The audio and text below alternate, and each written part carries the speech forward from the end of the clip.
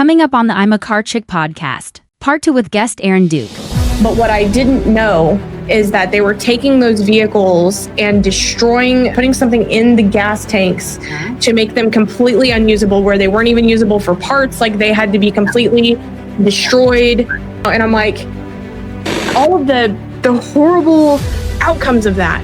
Yeah, all the ramifications. You know, it was sad because any vehicle that was traded in under the Cash for Clunker program, we had to destroy.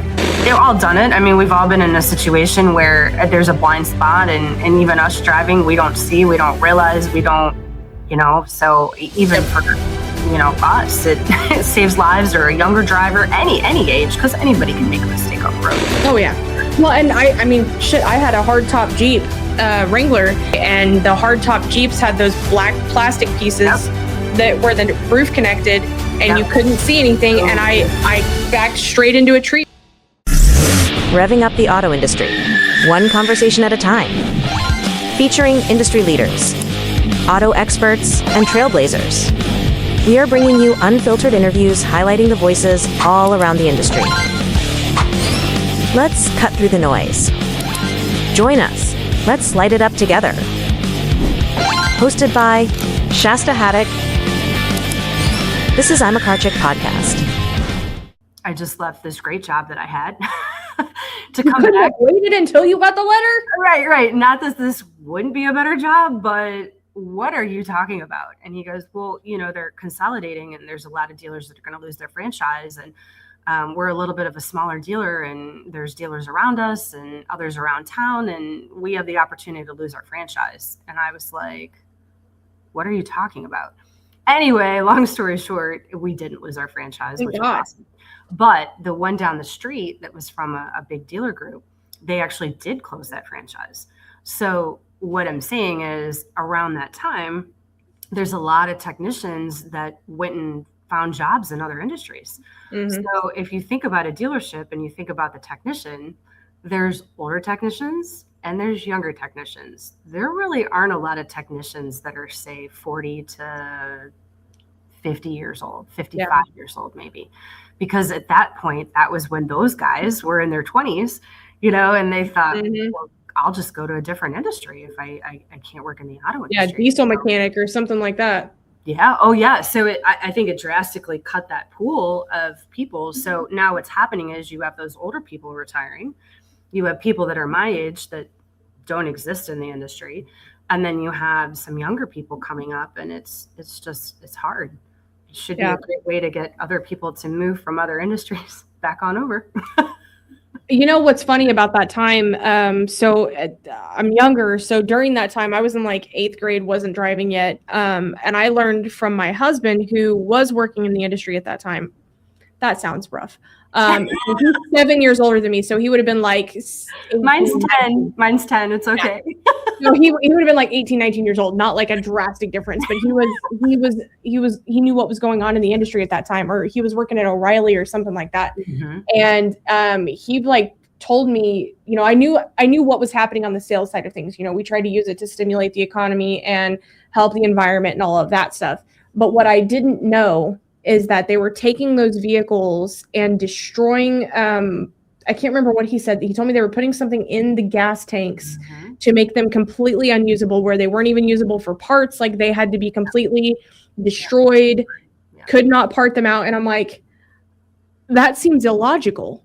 Like, that seems like jobs that can't be performed. It sounds like parts that will never be available again. I mean, just all of the horrible outcomes of that. Yeah, all the ramifications. It was sad because so any vehicle that was traded in under the Cash for Clunker program, we had to destroy. And so yes, we poured something in them that seized the engine. It basically hardened once it was in the vehicle. And I won't talk about any particular brands, but there were brands out there that you poured it in, and so you had to leave the vehicle running. You pour it in and it would seize the engine. So you better have it in a spot where, you're going to have it then towed away from, because then they had to go to a junkyard. We had to record the number on the engine and the transmission. I think there was a third spot. so that the parts never went into circulation again. But no, you couldn't part or take anything off of them. So you'd pour it in, it would seize the engine, and there were some brands of vehicles that would run for you wouldn't even finish pouring it in, and the engine would seize. And I'll talk about the Jeeps because that's the dealership I worked for. We had the older body style Cherokees that we would literally have to put a brick on the gas pedal in order for that vehicle to seize because those engines were so strong. So one of two things would happen. The car would run out of gas before the engine would seize. You're like, what do I do? Buy gas for a car I'm destroying? Yeah. Or in some cases, we would time them. Some of them would actually run a few hours before they would seize. Yeah, it was really sad. And we were just like, oh my gosh, we've killed all these vehicles. And, then that became a problem too, because fast forward a handful of years down the road, there's no used cars out there. You have all these new cars that people bought that are now flooding the market as used cars, and they're all late model vehicles. And so for a long time, that mix of, okay, we have older vehicles, we have newer model used vehicles, it ceased to exist because it really kind of turned the market upside down in what was out there for supply. But yeah, it was really, really kind of wild. And then they were towed away, and that was the end of the story. But I mean, some of them were great vehicles that probably would have run 20 years longer. Well, sad. And think about how that set up the country financially, like not the economy, but individuals financially. Like it started this process of, if you had a paid off car, started this process of you being in debt or having to, suddenly finance everything. And now we look at where we are now, as opposed to where we are then financially as individuals. And, our personal debt is the highest it's ever been. It started this process of having so much debt. It did. And I mean, just the domino effect of that. I mean, do we think, and again, I wasn't an adult in this time, so like, do we think it stimulated the economy enough to make up for all of the downsides that came from it? No, I don't think so. I really don't think so. And, to your point, you're 100% right. I mean, back then the banks would loan, not that they didn't have requirements or stipulations, because they did, but the lending was pretty lax. And, it's wild. I look at vehicles now and that people are trying to purchase, and some of these banks, I mean, you'll have a customer that has a great credit score, has very little debt, has whatever, there's no reason for the lender not to give them a loan, and they won't, because some of the laws now are so tight. So it's kind of wild. But yeah, and that was the sad part. I mean, you had people that had cars that were paid off that were doing just fine in life, that they run the cash for clunkers, and I'll go buy a brand new car that they couldn't afford, and in a year or so, 6 months, whatever, the car was gone because they couldn't afford it. Yeah. Well, and it's funny. I've talked about it on the show before. So we went down in 2024. We went down from 2 vehicles to 1. So my husband's a police officer and has a take-home vehicle. So his drive to and from work is in his squad car. And I'm like, we don't need a second vehicle that just sits all the time, because you don't ever go anywhere on your days off. We could use one car, and cut our car payments down. We had 2 brand new vehicles. Car payment on one was $636, and the other one was like $575 or something like that. I mean, we were just alone in payments about $1,200 plus insurance, plus maintenance. And so I was like, let's consolidate. We'll go down to 1 vehicle. Smart. Yeah. And so we operated on 1 vehicle for a year and a half. And then we both picked up side gigs doing deliveries for Walmart, just to have some extra money to pay off debt and stuff like that. Yes. And we're like, okay, we're throwing the miles on this 1 vehicle a lot. Like, I'd used it to travel to like a women in automotive conference. We drove to NADA in 2025 because the snowstorm. Right. And it's 2024. We bought it in February or March of 2024. It already has 42,000 miles on it. So we're like, okay, we need a second vehicle again, but we're not going to have 2 crazy ass car payments. So we got, so that's a 2024 Kia Sorento. We bought a 2008 Jetta. That's awesome. Oh my God, the technology. Did you know that there's a monthly newsletter where you can keep in touch with everything that I'm a Car Chick podcast is up to? There is. Check out the show notes below, and you can also follow us on all social media and stay in tune with whatever we're up to. Difference. So we'd been continuously buying new cars for so long that we had always stayed up with the newest tech. We didn't have an older car. I mean, for a long time, like when we got together, he had a brand new car. I had a brand new car. So, like I mostly drive the Jetta every day. I drove it today. And no backup camera, no lane assist, barely cruise control, like all of these things that like people you get accustomed to. Yeah, people don't think about like when and I talked about this on when I brought this up on the first episode, I talked about it, like car sales. Okay. So when you've got we'll just say for safety reasons, a 55-year-old woman who is upgrading from her 2009 Buick to a 2026. Oh yeah. It's tremendous. And because you're so familiar with the technology, you've been in the business for a while, you don't think that you have to now suddenly explain what all of these buttons are. Why is it making this noise? Why can't I hit an actual button? Why is there no CD player? Like all of these things that you now have to explain. My phone connects to my car. Like, what do you mean? And all of these things. And so it's like one of those things that we have to step back and remember how things were. And maybe sit in that person's trade and go over with them like, hey, this is a lot different than it is now. And this is, you need to know these things. And it goes back to, I know you do a lot with customer success, but I mean, that's customer experience 101 is. 100%. 100%. But you know what? Some of those safety features, like my dad, it's been about 10 years or so ago, and he needed a new vehicle. He had a little van that, they had a problem. Actually, it was a Plymouth van, and they had a problem where if it went through a puddle, the accessory belt would fall off. And so the vehicle, it would go and you'd turn it off and then it wouldn't start again. So my dad was like, oh, this is no problem. If I'm stuck at the Walmart, I'll just call my friend and he'll come pick me up. And I'm like, no, Dad, you're going to be somewhere where this is going to be a problem. We're going to get a vehicle. So anyhow, we got him a new vehicle, but at the time I'm like, okay, this has to have a camera so he can back up efficiently and not have an issue. And it's got to have Bluetooth because he doesn't need to be holding his phone driving down the road.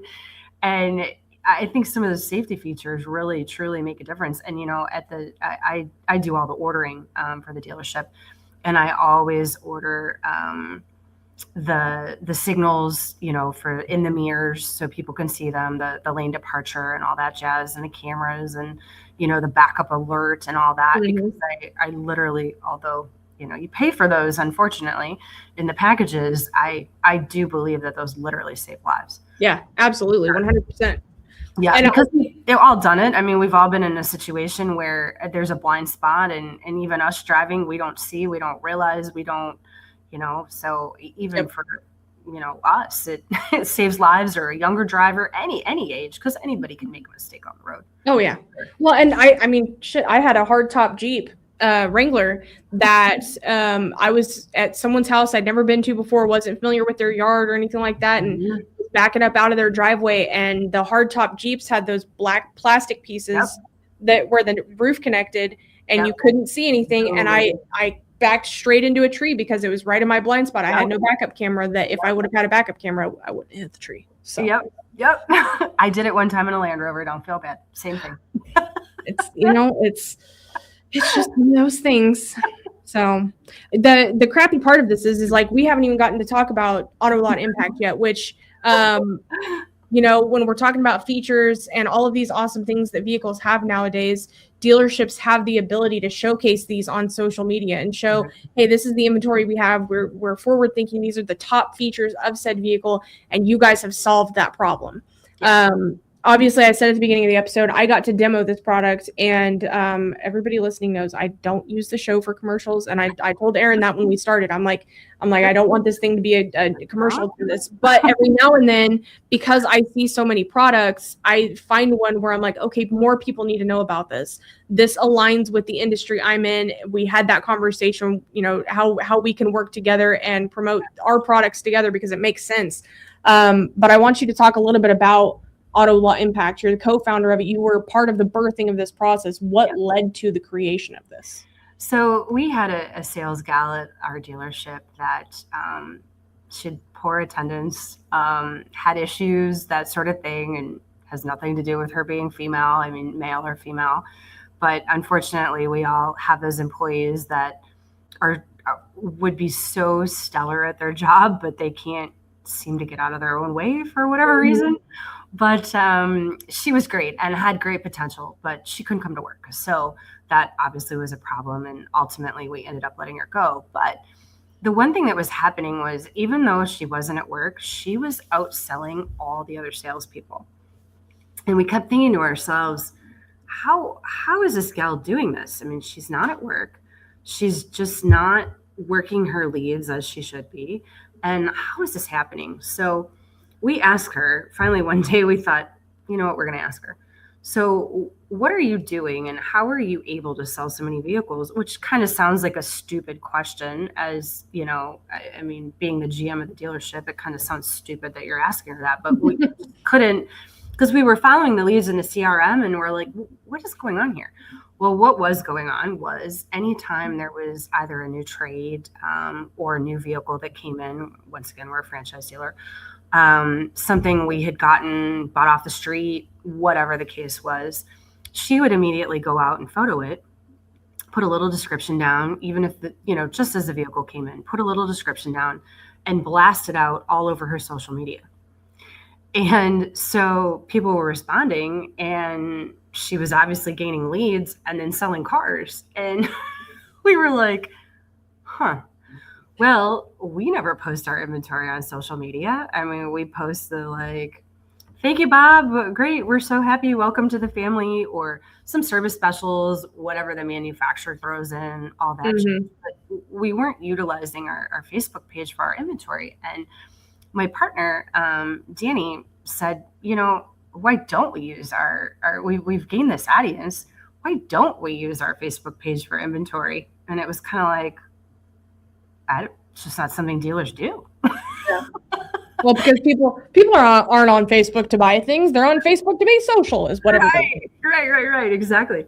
So we thought, if we could kind of duplicate really what she's doing and build it, let's see if it works. So we have a gal that we've utilized for years that does all sorts of coding and programming and that sort of thing. So she said, yeah, I can build that. That's no problem.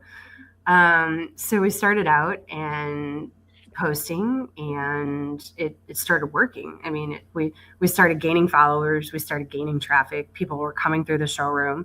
Obviously, we were selling more cars, which was amazing. So what we do is our system looks at a dealer's inventory. It has to be photos that the dealers have taken, not like the manufacturer's images. The vehicle has to be priced, and it also has to have a description by the dealer. So that way our system knows, okay, this car's ready to go out to the world. And we actually then reference their website. Are those photos actually something that the dealer has on their website? So our system doesn't make a mistake of just posting whatever. Mm-hmm. So takes those photos, quickly runs it through AI for the most searched accolades on that vehicle. So if it's a truck, it's going to talk about towing capacity and four-wheel drive and that sort of jazz. It then is put into the dealer's actual Facebook page on their business page with their own template. With Not marketplace. Not marketplace. No. That's getting your vehicle lost in a sea of vehicles. So it then posts the dealer's page and gives a description of the vehicle. And then when the customer clicks on it, there's a tracking code that takes that customer directly to the dealer's vehicle on their webpage. So the customer clicks on Facebook, goes right to the dealership's webpage, right to that exact vehicle. If the dealer then tracks their leads, which everyone does these days off their website, it goes right into their CRM as it normally would. But it's all organic. There's no paid behind it. A dealer can boost it and pay for it if they'd like, but we've had some dealers that have then boosted those ads and paid for them and said, This episode is brought to you by SCP Agency, your one-stop shop for organic social media. Check them out by clicking the link in the show notes or visit scpagency.com. No, the organic is way more than enough. I don't even need to spend any money. So yeah, really solved a problem at our dealership because inventory goes on consistently every day. We never call in sick. We don't show up late. We don't, whatever the case may be, it's consistent and done. And it's been really great because the dealers then can control what's going on their Facebook page, what's being said. Salespeople or whomever at the dealership can then share it, no problem. Mm-hmm. But that way the narrative's controlled so that you don't have an employee that's then has admin access to your Facebook page, that's posting that, maybe they posted something that Mr. Dealer or Mrs. Dealer really doesn't want on their Facebook page. Yeah. Oh, we've seen plenty of that, I'm sure. Oh, yeah. Oh, yeah. So it controls that, but it's funny. We as a rural dealership, we really build it for that, and we build it for independence. But what's happened is the franchise dealerships have said, "Oh, hey, whoa, wait, what is that? We would like that too." So it kind of turned into something that we didn't really expect it to turn into. Well, and it's funny. So you were obviously on that demo with me, with Danny, and I came in with number one, so many questions because I'm on. And it's funny. You should see the LinkedIn conversation we had prior to this. Like I almost got snappy with him when he first hit me up, and I don't know how he found me, but he cold messaged me on LinkedIn and was like, "Hey, I have this product I'd like you to see." Blah blah blah. It automatically posts Facebook or inventory on the Facebook, and I was like, "Hold on. This is kind of the opposite of what I teach. Why would I promote this? Why would I want to learn about it?" And then he's like, just hop on a demo with me. Just trust me. So I came in, I mean, as you guys were demoing it, I was just writing down questions. And by the end of it, I'm like, okay, if it's my turn, I've got 9 questions for you. You remember, it was great. Yeah. And so on the, as the organic social media kind of person that I've been doing this for so long, number one, having accurate, up-to-date inventory on the feed is a good thing. Yeah. Absolutely a good thing. We work, and this is one of the things we talked about on the demo, we work so far in advance that sometimes it's hard for us to know what the up-to-date accurate inventory is. And even if we post something in the morning, it could have a deposit on it. It could be in service, getting worked on, all of those things where we won't have access to see that, where you could be updating it in vAuto or whatever inventory management tool you have. Right. And so having that ability to have it be visible if it's an active available vehicle versus not, right, is very important. And on that organic social media side of things, and while like our piece of the organic social media is to improve the overall health of the page, you still have cars to sell. We just don't want it to be an advertisement all the time. And so that was kind of where my first red flag came up, was like, hold on, I thought he was saying that like all of the inventory goes to Facebook. And I'm like, no, I literally preach against this. And so I got to learn about it and how it works and the process and how often it posts and how much control the dealer has over that. And I'm like, this makes sense now. This is actually a perfect add-on piece, but it's not the only solution, which is another thing we talked about, is like, that shouldn't be the only thing you guys are posting on Facebook. Like, right. No. If that's the case, why aren't they just going to your website? Why would they follow you if all you're posting is inventory? Right. And so it has to be added and pieced along with telling the community who you are. If you're selling Hondas in Los Angeles, you're one of about 50 other dealers probably in a 50-mile radius. Right. Why should they buy from you and not somebody else? If all of those other dealers have the exact same vehicle as you, why should somebody do business with you? Right. And so it's it's important to add that piece on, but absolutely it is an imperative piece of the pie. It's needed to have that accurate, up-to-date inventory that auto deletes if if the car sells, if you want it to, if you don't want that to stay up there after it's sold, that option is automatically built into the tool that if it reads from Viato that it's sold, it will not only delete the post, it will first update it in the comments, hey, this vehicle has been sold, and then after X amount of days can be deleted, which is mindless. I don't have to do anything. Like that's the best part, is hands off, because all the things that are hands on are all the things that end up failing. Right. You're totally right. You're totally right. It's so affordable.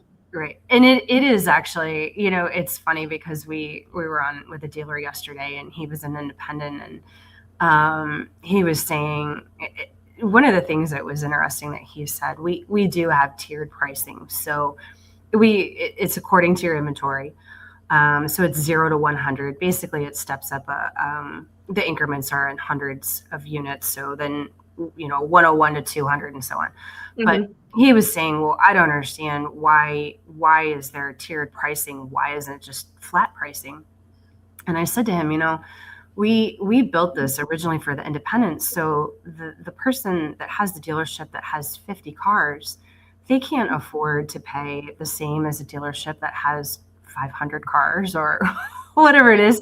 And it steps up very slowly, incrementally. I mean, there's not much difference from the first tier to the last tier, but the point was to make it affordable so that the dealers could use it, because we all know that everyone's used to paying, thousands and thousands of dollars. And I can tell you, I sign checks at the dealership every day, and it's like, okay, well, there goes another $4,500. There goes another $1,500. There goes another $2,300. There goes, on and on and on and on. And for a few $100s for somebody to be able to try it. So finally he was like, okay, I get it. And he goes, for this price, if I even sold one car a year off of this, he goes, oh, why wouldn't somebody do it? We were like, right. Well, and that's the cool piece of you guys making it so affordable, is that it's an add-on that isn't going to hurt you if, right. If it takes 2 months to ramp up, or right. Worst case scenario, like you're not really out anything. Exactly. And you're 100% right with what you do. I mean, a dealer can't have just all complete social posts or a complete inventory post or a complete manufacturer post that the manufacturers put in. I mean, it's got to be a great mix. And you're so right. I mean, that's what makes it interesting to people, is they can log on and see if there's a contest being run, or see who the staff is, or and then see who the inventory is. And you're so right. It's got to be a great mix that keep people engaged and keep people interested, because someone looking at that may love that, there's the staff and there's tips for service. And then another person may love, okay, there's inventory because I'm looking for a car, or whatever it may be. I think is the most you can round out your social media for all sorts of ages and different types of audiences and skill sets and things like that of people that are looking at it, the better. I mean, you can only gain more traffic that way. Yeah. Sure. Well, and people remember connections, and it was a conversation I was having with somebody this morning. And it was funny because we were at a Chamber of Commerce event this morning, and he was talking about, he's like, I'm so bad with like people and names, and I have to meet somebody like 3 or 4 times before I fully remember them. He's like, but if I have somebody that like, I remember that they drove like a dark gray Mazda Miata, because it's such an oddity. It's one of those weird things that you wouldn't think of people. He's like, I will never forget that person. And I'm like, because you found something to correlate to them. You connected with them in some way.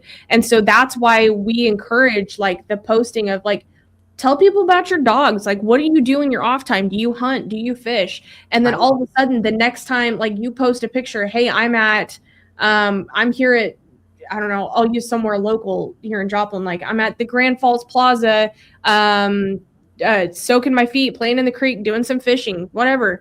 And the next time they hear about the falls, they're gonna be like, oh, that's where Jeff goes fishing. Right. And they'll remember you, and they'll never forget you. And more than likely when they're ready for a car, you're going to be the first person at the top of their mind. So it's all about top of mind awareness, which you can't put an ROI on directly, but no, you can't. But staying top of mind for somebody in a world that's so loud, knowing, hey, I've got a guy. And I mean, personal example. So actually yesterday. So when we were, God dang, years ago. So my son used to play football. And when he was in football, one of his football coaches, we found out, owned a custom deck business. Like he builds decks. Yep. And so we found out, followed him on Facebook. I think I was Facebook friends with his wife, and she'd like sent out an invite for everybody to like the page. And so I was checking it out, and I'm like, man, they're like really beautiful decks. So I followed the page. I've followed the page since then. That was like 6 years ago. And you've made it this far. And I have to say thank you so much for listening. Please be sure to rate the show, whether you're listening on Apple Podcasts or Spotify, subscribe on YouTube, and of course on all social media channels. Light it up. We bought our house, like I said, 4 years ago, and our deck is starting to rot. Like it was never taken care of. And so when we moved in, there was already kind of some holes in it. Yeah. And our son just put his foot through the deck the other day, trying to undo the water hose. Oh no. So I called him and scheduled an appointment. I said, I want you to come out, look at our deck, see what you recommend. And he comes to the house literally yesterday, and he's like, how'd you hear about us? And he had completely forgotten who we were. Yeah. And I said, used to coach our son in football. He'd since moved out of the area. He's like an hour and a half away now. And he's like, that's Colin? And had this whole thing. And he's like, that's been so long ago. I said, yeah, I followed your page back then, and I've followed you on social media since then. And I've gotten to see all of the different things that you do, all the decks you do. And I've been watching since then. I said, I won't use anybody else for my decking because I know that you guys are such a top tier at what you do. Right. Why would you? Exactly. Exactly. And so I've always known, like, since I knew him, since I met him, that's my deck guy.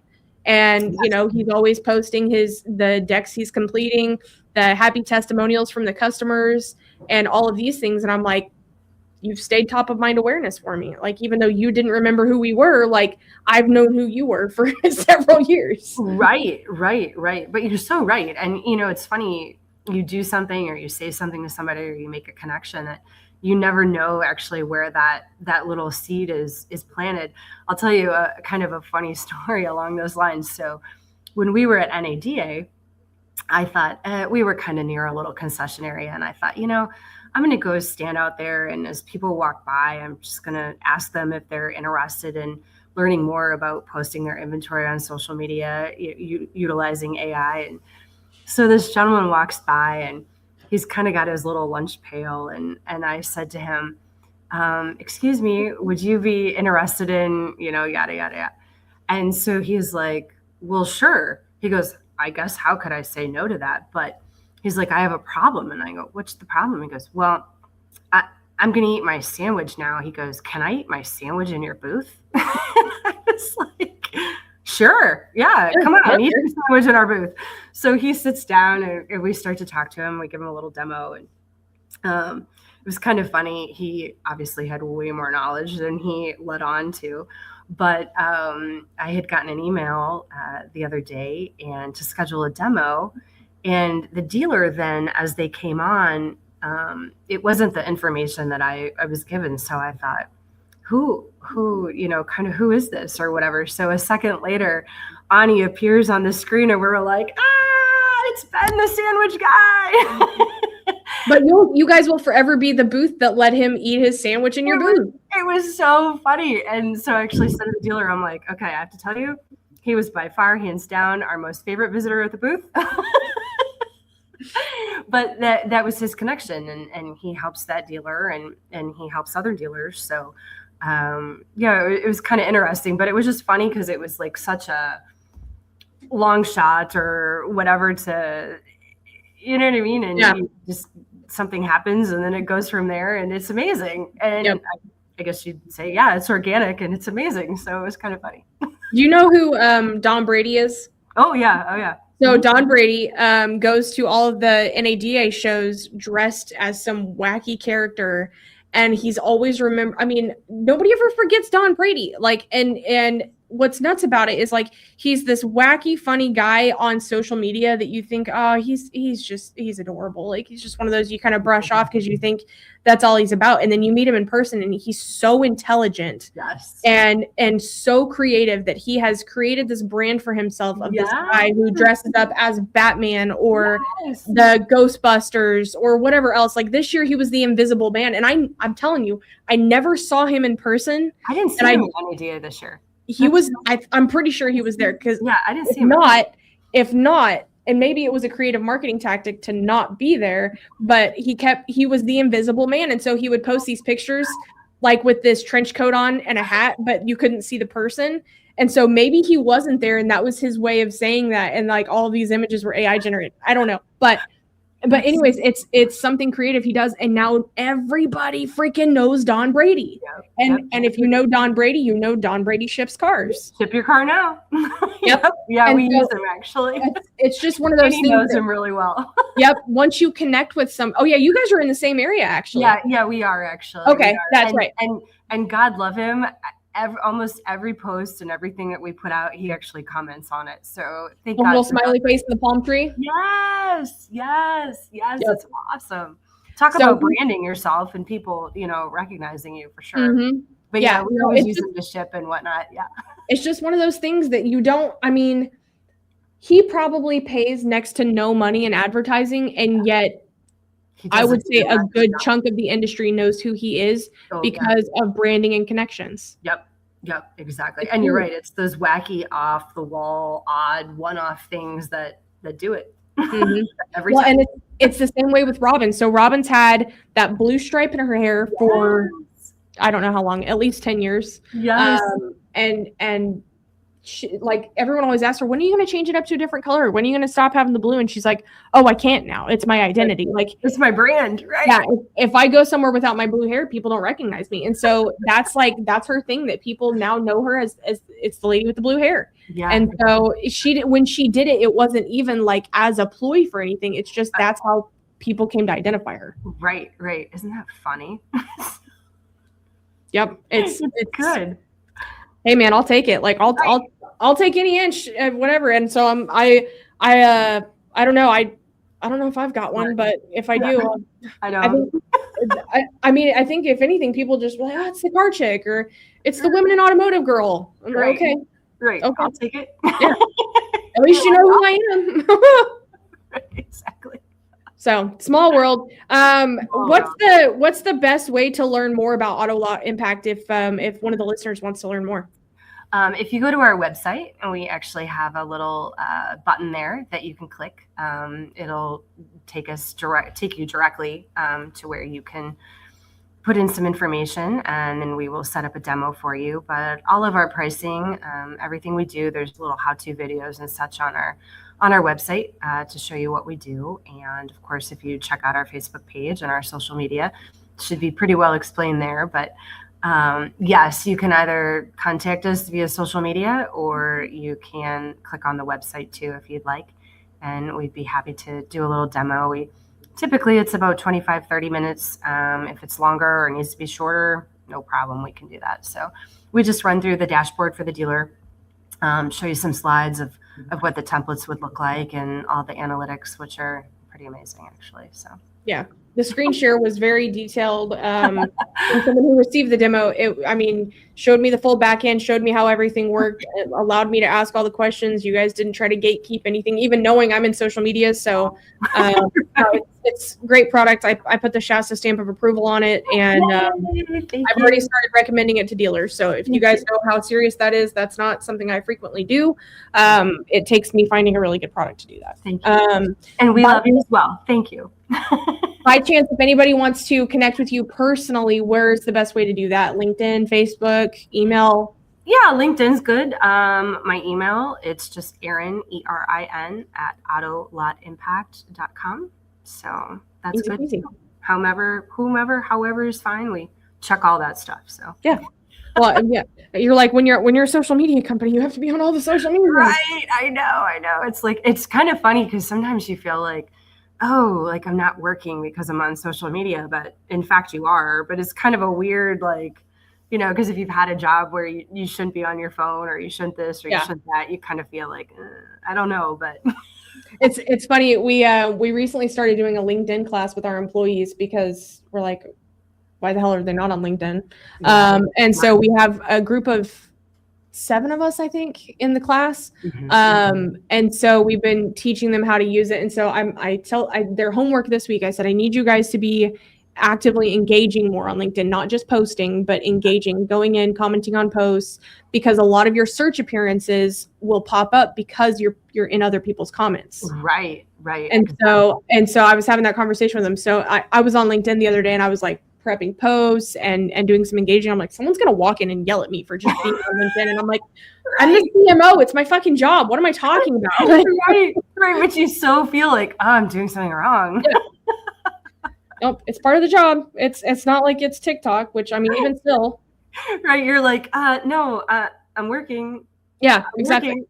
Yeah.